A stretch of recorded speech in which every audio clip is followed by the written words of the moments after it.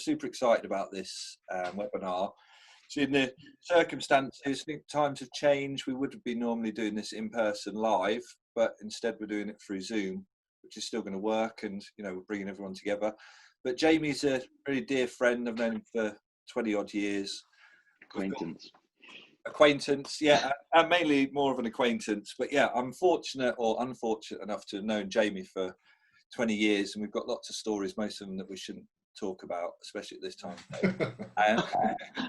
But before we kind of dive into Jamie sharing his career on being a writer, I just want to say thank you to everyone who's been supporting WebinArt. And, we're on a journey together. We've had a lot of support through Leicestershire County Council, some of the key partners, the LEP, and the recent grant, which has come from Arts Council England, is allowing us to really think differently in this time of uncertainty. But we're fortunate enough to be building this e-learning online community to kind of help artists and makers think about how they can develop. And that's one of the bits which I'm really excited about, is Jamie's going to kind of probably share some warts and all of the do's and don'ts of getting published.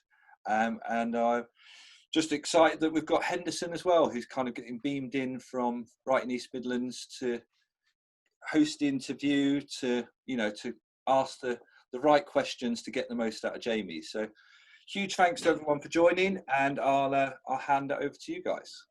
If everyone can mute, just a little bit of housekeeping, if everyone can keep their microphones muted, that'd be great. Over to you guys. Cheers, Dan. Jamie. Hello, mate. You all right there? All right. I suppose it's such a weird circumstance, isn't it? And we'd be remiss not to ask the obvious question, which is the quarantine. I prefer the word quarantine to lockdown, because lockdown feels all like I've done something wrong. So I prefer lockdown to quarantine. Quarantine feels like, even though I'm pretty sure I've not got it. Quarantine feels like we're all being like some dodgy chlorinated chicken that's just been shipped over from America. That's that really good book, Jim Crace. Have you read that one, Quarantine? Yeah, it's brilliant. Book, isn't it? I suppose that's the word. I like the 40-day thing, 40 days in the desert type stuff as well. But the point is, we did a bit of research on Writing East Midlands about how it's affecting writers' creativity. And it's kind of almost 50-50 one way to the other. What's it doing creatively for you? So it's like a mixed bag, to be honest. Obviously, I have this, which is a godsend, because otherwise there would be zero creativity going on. There would just be, it's a good job we can't see the rest of my house, because it's a bombshell of paint, Play-Doh, slime, and all sorts of other unpleasant child-related messes. So I've got this space I can work in, but I'm having weird dreams. I don't know about anyone else, but I'm having weird dreams. So I'm feeling genuinely quite creative. This is the latest work in progress. Oh, nice one. Is that handwritten? Don't be ridiculous. Yeah. You've seen back old school there. I can't read my own writing. I don't expect anyone else to read it.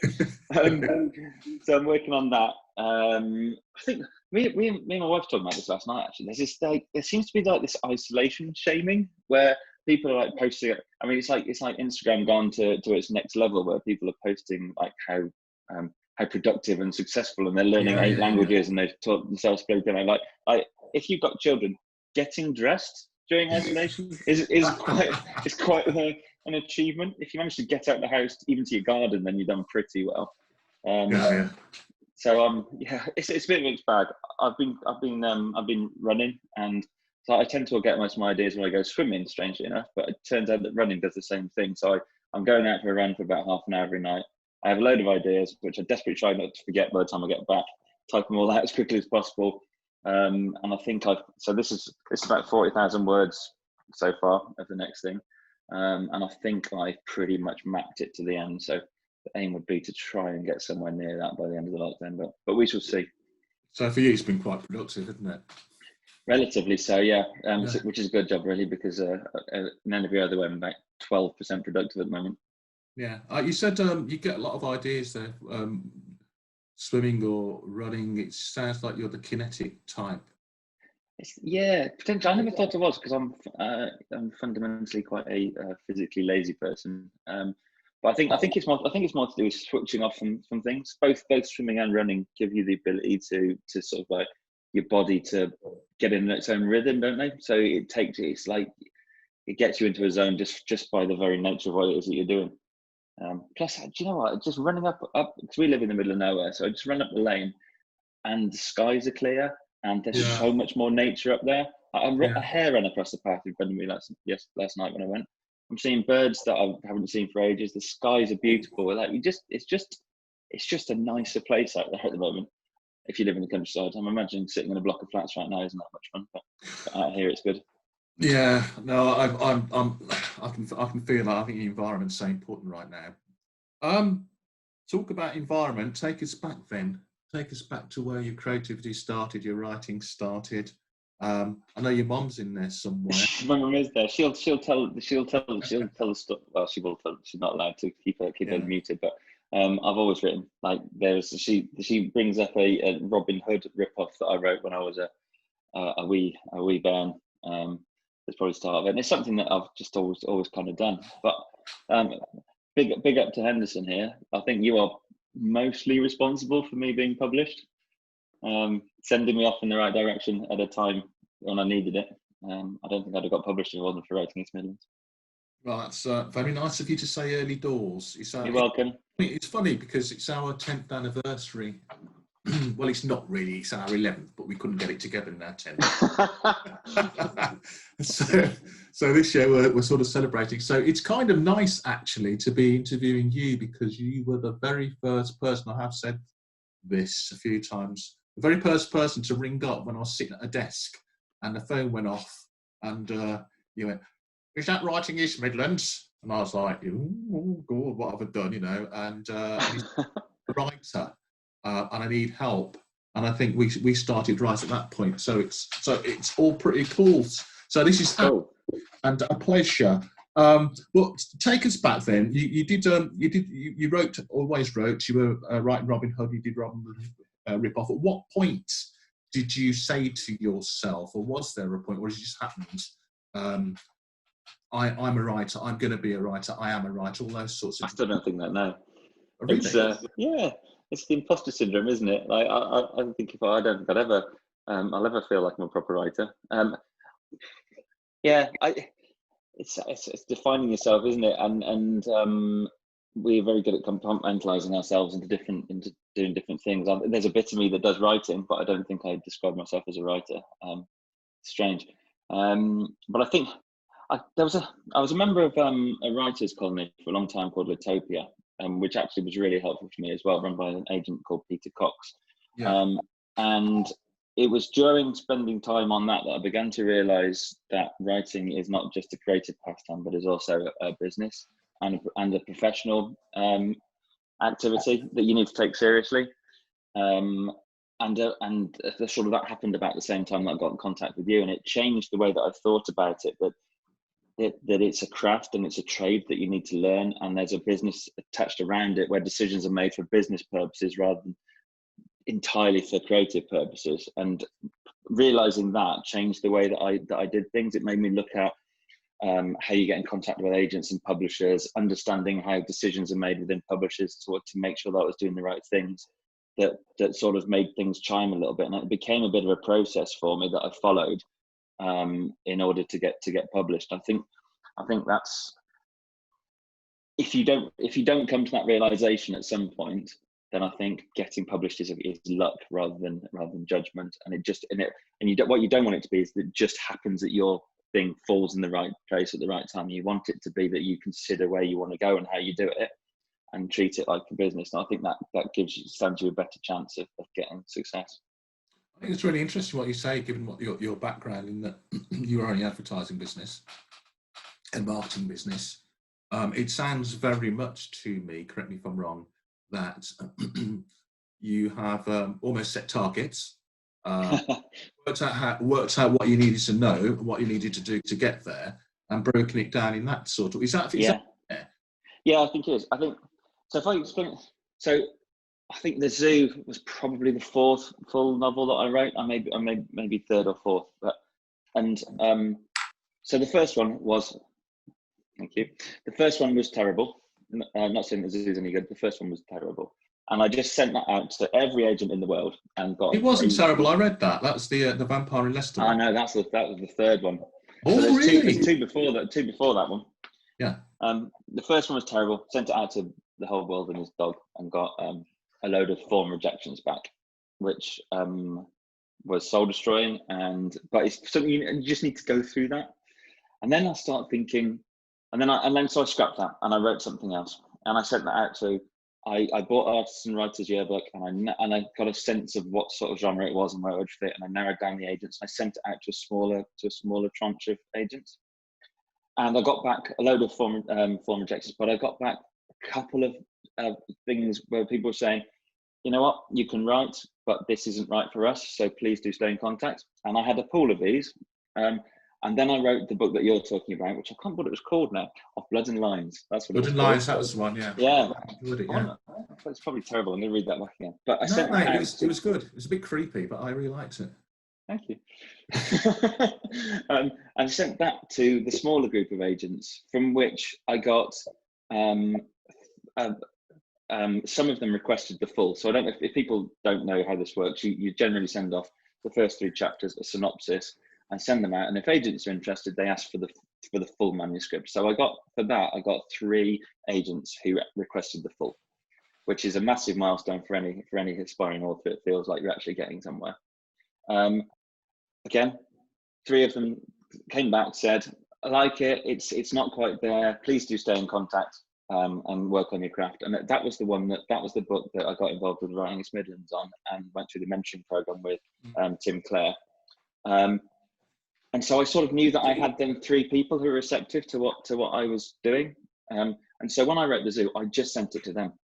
And it was a personal email to them, to somebody that I'd already had contact with, who knew who I was, who liked my writing. And so there was this step journey, and I just narrowed it down and so by that point, my success rate was obviously going to be much higher, unless what I wrote was truly terrible. But you do have to believe that it's not terrible, otherwise you should give up doing this and have some faith in what you're writing. But yeah, so it was like it wasn't necessarily targeted, but it was a target driven. But it was targeted, as in I narrowed down the funnel until I got to a point of, there's 3 people here who care a little bit about what I'm doing. So be systematic. If you're going to give pointers, be systematic. Understand who's interested in your work. Understand your work. Now, one thing, going back to Zoo, we got there pretty quickly. Interesting book. It does some things very, very, very, well, no spoilers one really, but it's very much about the advertising world. It's very much about values. It's very much about environmentalism. It's very much about the conflict that the protagonist has in his job, the values and the behaviour that he elicits. That's fair to say? Yeah, I think that's actually a better description than what I did when I pitched it. I should have borrowed you. I just read the back, mate.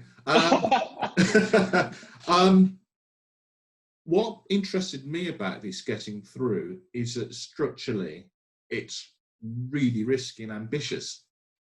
Yeah. So you've said be systematic. You've said know your market, know your audiences.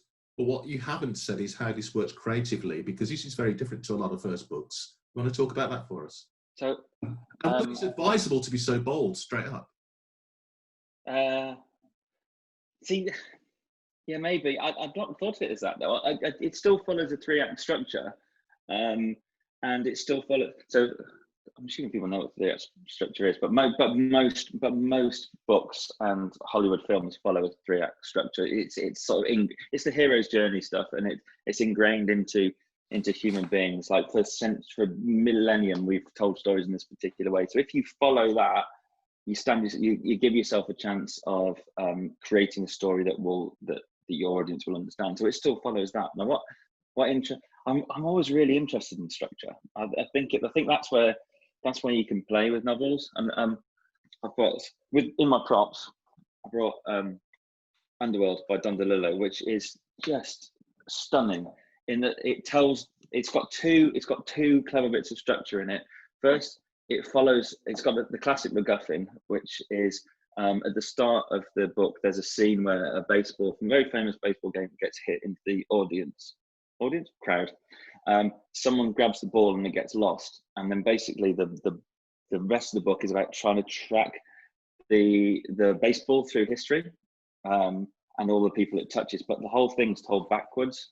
And somehow it works in like the same style as Memento, the film Memento. It works backwards.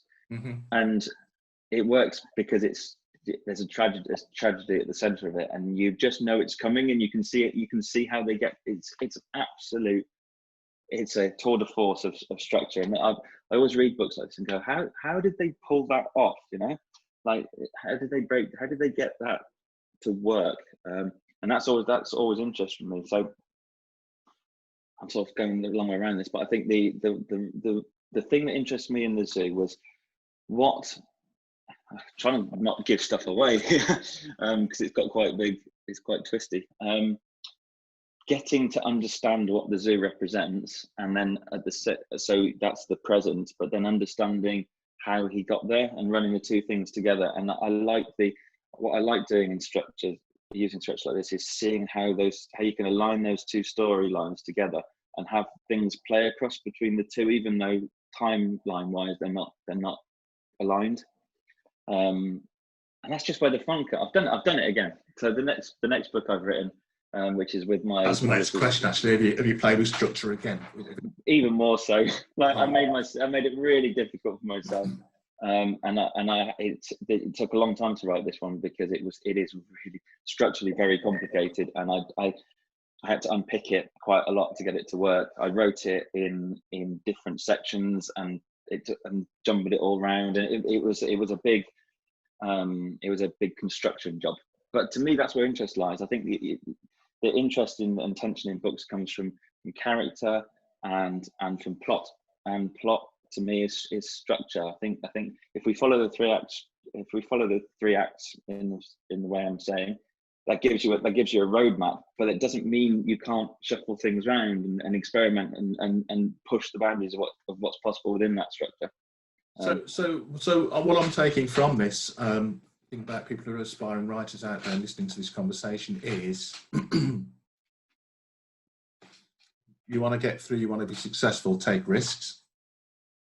Don't be afraid to play with plot and structure and things and do something different. Yeah. I'm also interested on the other end, our end in some way. I read a lot of stuff. Balance it against, they're doing something different. It's in my bum. To understand, it makes it difficult for me.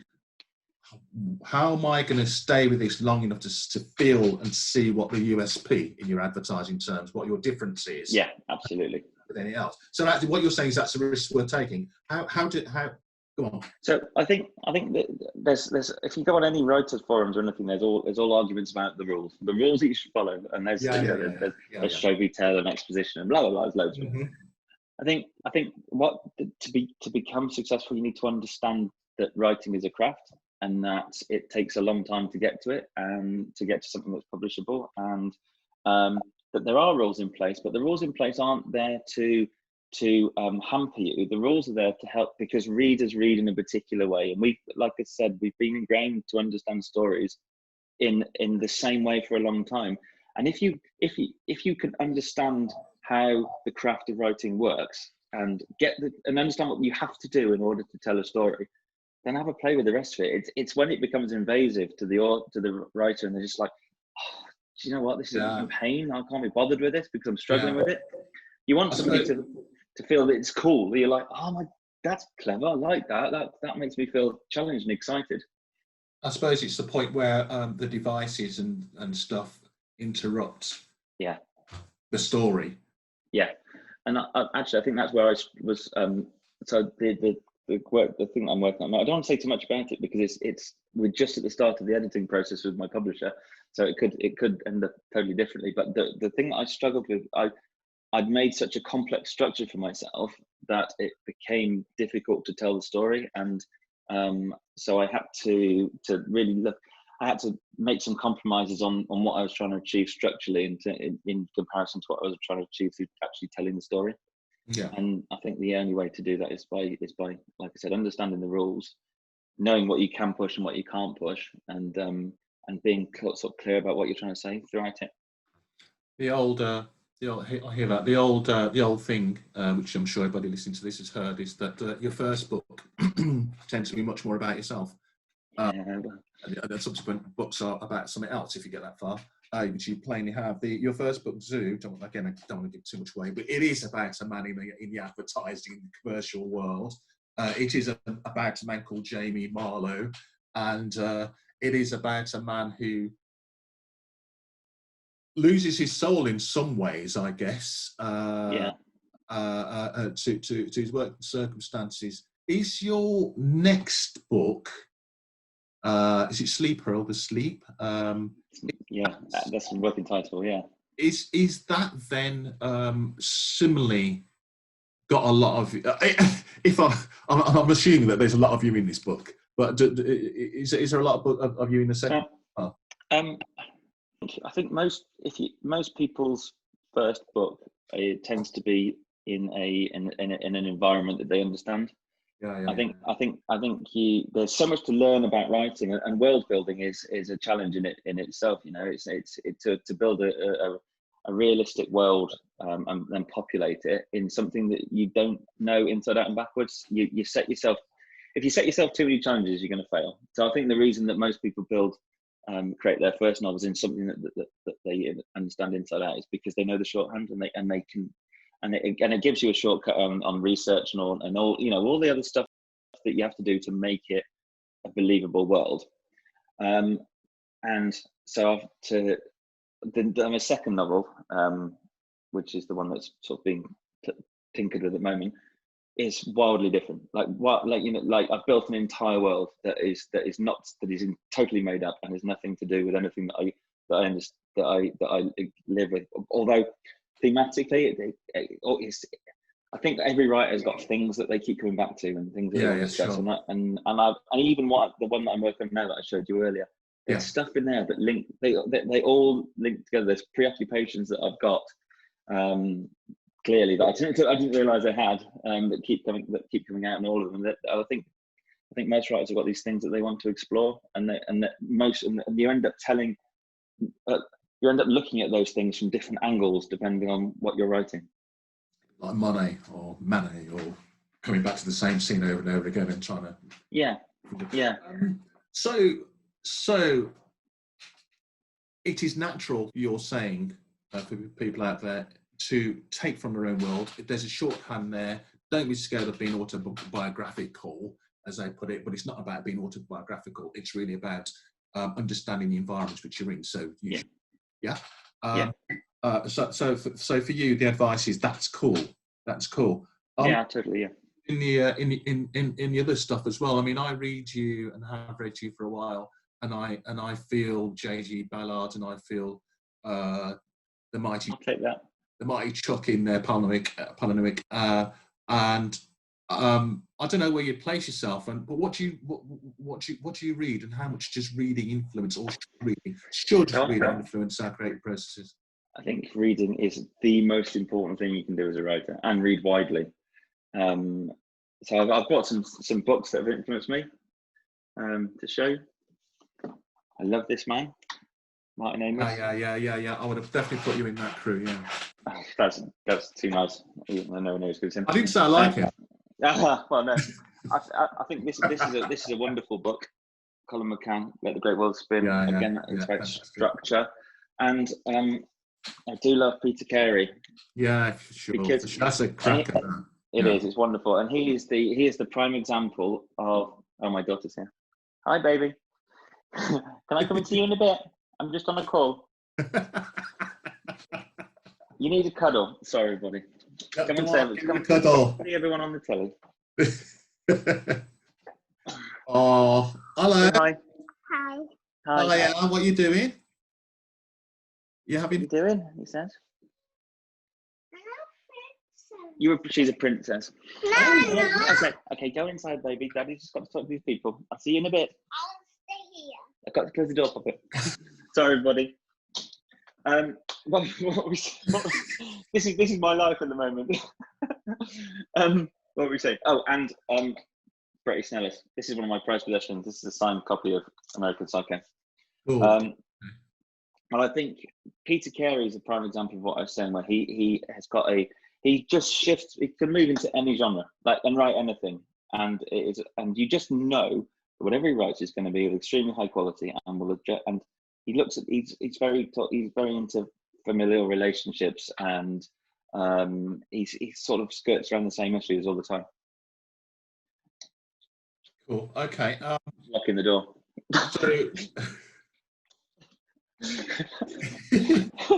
So there's a bit more advice there. It's read a lot. Yeah. Read widely. Yeah. How All the time. do you then avoid those voices creeping into your work? Yeah, there is that challenge, isn't there? I think didn't Obama say that he learned empathy